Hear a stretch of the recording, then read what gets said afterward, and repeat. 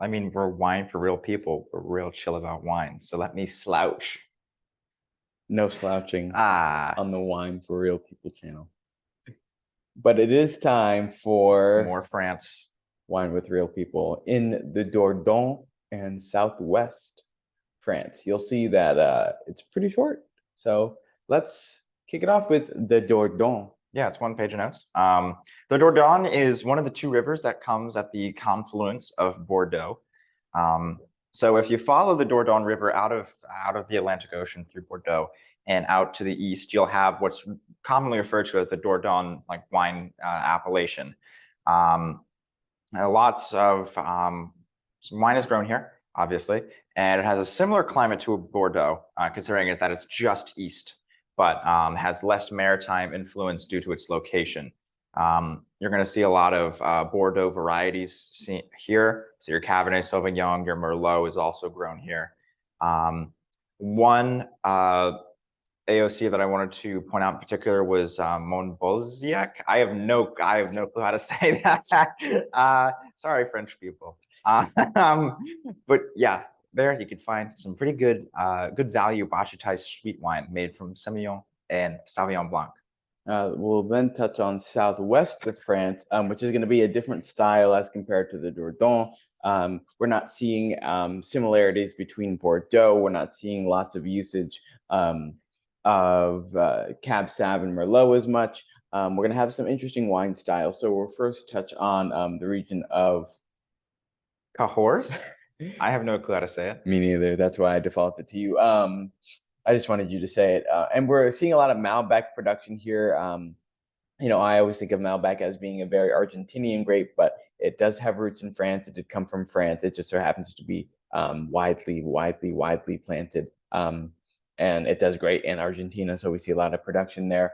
We're also seeing a grape called Tannat, which is going to be extremely high acid, very thick skin. So it's going to bring a lot of body and structure to your wines. We're also seeing a little bit of Merlot as well in this region. And these wines are generally aged in oak, and they'll have the high tannin, and they'll have the extremely rich color, and they'll have very, very, very dark fruited aromas. Like we'll see with a lot of these thick-skinned, high-tannin grapes. We'll then move on to a bigger IGP region of Côte Gascon, where we're seeing IGP wine production. And this is sort of near the southeast of Bordeaux in its own little IGP region.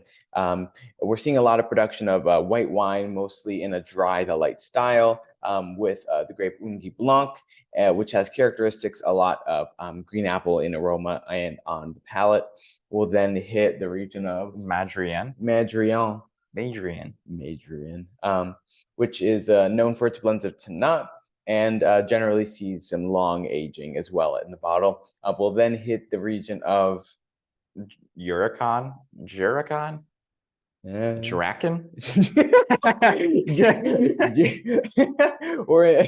in Draken doing a variety of wine production from dry to sweet.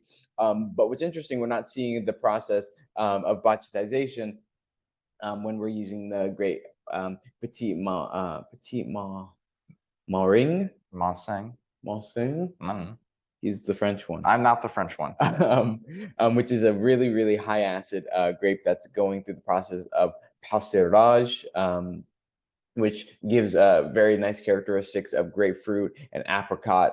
And if it's a new oak, you're going to get a little bit of spice from that point. So sort of like a pastimento method in Italy, we're having the grapes to be picked and then dried so that the sugars concentrate and you have a high sugar wine.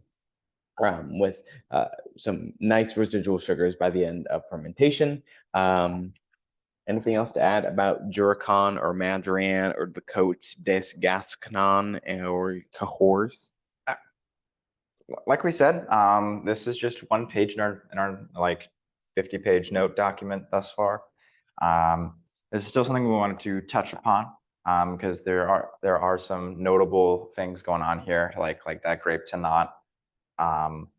So yeah, that's it. Wine for Rude people. Really short one this time around. It's James's birthday soon, and I'm deciding whether or not to get him a present. And I decided to not. I'm gonna. Why?